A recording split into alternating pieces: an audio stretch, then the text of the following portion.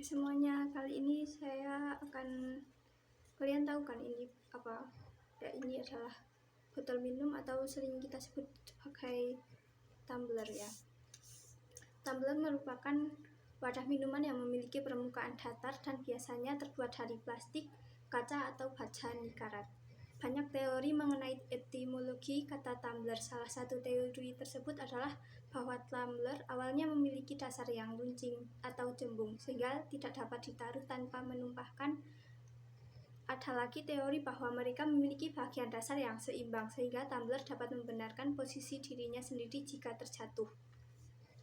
Ada banyak sekali jenis-jenis tumbler yang kita ketahui, seperti berbahan yang kita tahu, bahan tumbler ada yang terbuat dari kaca atau aluminium juga ada, atau dari plastik pun juga ada. Kalau tumbler yang memakai plastik biasanya itu sekali pakai. Penjualan botol plastik sekali pakai yang sudah diisi sebelumnya telah meningkat hampir setiap tahunnya selama lebih dari 1 dekade. Pada tahun 2011, lebih dari 11 miliar US dollar dihabiskan untuk produk air minum dalam kemasan di Amerika Serikat saja. Pada tahun 2017, Amerika Serikat menghabiskan 11,5 miliar dolar untuk air kemasan. Asosiasi Air Botol Internasional menyatakan bahwa orang semakin mengandalkan botol air untuk kenyamanan dan portabilitas. Di beberapa negara dengan air ledeng berkualitas rendah, warga juga menggunakan air kemasan atau termasuk dalam wadah ukuran keluarga yang disimpan di rumah untuk alasan kesehatan. Misalnya pada tahun 2010, Meksiko mengalami peningkatan rata-rata 8% per tahun dalam pembelian air minum dalam kemasan dan mengonsumsi sekitar 13% dari total air minum kemasan dunia. Warga negara Meksiko minum lebih banyak air kemasan daripada yang dilakukan negara lain, rata-rata 61,8 galon per orang setiap tahun, lebih dari 2 kali tingkat konsumsi per kapita Amerika Serikat. Peningkatan penggunaan botol air plastik pribadi sekali pakai telah memberikan kontribusi nyata terhadap masalah sampah negara. Meskipun peningkatan popularitas air minum kemasan telah disertai dengan penurunan tingkat pertumbuhan konsumsi minuman ringan atau yang menimbulkan risiko kesehatan dalam jumlah berlebihan serta masalah membuang sampah sembarangan. Yang kedua, ada tumbler yang dari plastik yang dapat digunakan kembali. Botol air multiguna dapat dibuat dari bahannya bisa terbuat dari polietilena berdensitas tinggi, polietilena berdensitas rendah, polyester atau polipropilena. Semua menawarkan keunggulan tahan lama, ringan, aman untuk mesin pencuci piring, dan bebas BPA. Beberapa utama antara masing-masing jenis botol air adalah fleksibilitasnya, bahannya. Polyester dan polipropilin menawarkan kekakuan terbesar.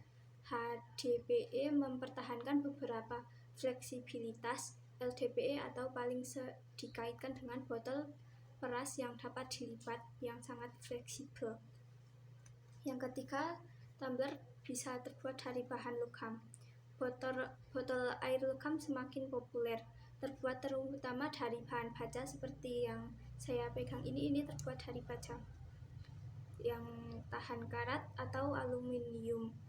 Mereka tahan lama dalam mempertahankan lebih sedikit bau dan rasa dari isi sebelumnya daripada kebanyakan botol plastik, tetapi terkadang dapat memberikan rasa logam. Kalau disimpan lebih lama, mungkin minuman yang kita simpan di dalam ini bisa memiliki rasa logam. Botol logam dengan sedemikian sering mengandung resin atau pelapis epoksi untuk melindungi isinya dari transfer rasa dan bau atau korosi. Meskipun sebagian besar liner sekarang bebas BPA, Model yang lebih lama dan lebih murah dapat mengandung BPA. Pelapis kaca juga dapat digunakan. Tidak disarankan untuk mengisi botol aluminium dengan cairan asam, misalnya seperti jus jeruk, karena dapat menyebabkan aluminium merembes ke dalam isi botol. Tergantung pada jenis bahan sumber dan proses pembuatan di balik botol baja tahan karat, sejumlah kecil mineral juga dapat larut ke dalam isi botol jenis ini. Botol baja tahan karat yang tidak mengandung linier diketahui dapat menimbulkan rasa dan bau berkarat pada isinya. Botol yang terbuat dengan stainless steel food grade juga dikenal sebagai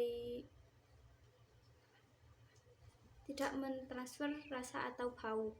Botol air logam, terutama baja, bisa lebih berat daripada botol plastik.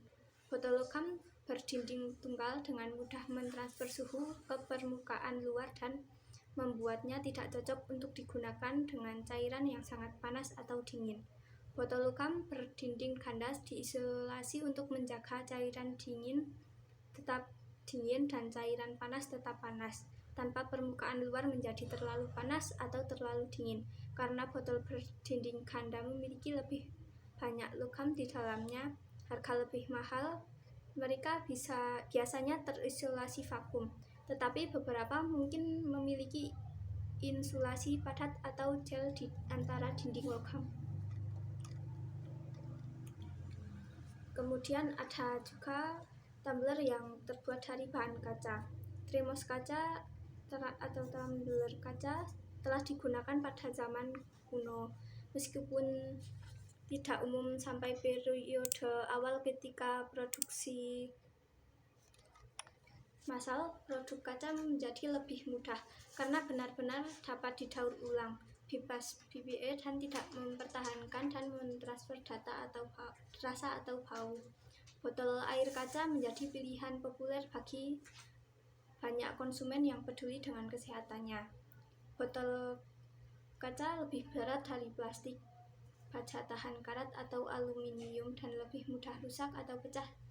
Seperti logam, mereka juga memiliki tingkat perpindahan suhu yang tinggi, sehingga tidak ideal untuk cairan yang sangat panas atau dingin. Beberapa jenis termos berisolasi vakum menggunakan lapisan kaca bagian dalam yang mudah dibersihkan dan lapisan luar logam atau plastik yang membantu melindungi kaca dari kerusakan. Botol-botol tersebut mungkin masih bisa pecah jika terjatuh, dan dengan demikian beberapa merek memiliki 3 lapis dengan kaca di dalam 2 lapis plastik. Ini adalah konfigurasi umum untuk termos besar yang ditujukan untuk kopi atau cairan lain yang perlu diisolasi. Sekian dari saya, terima kasih.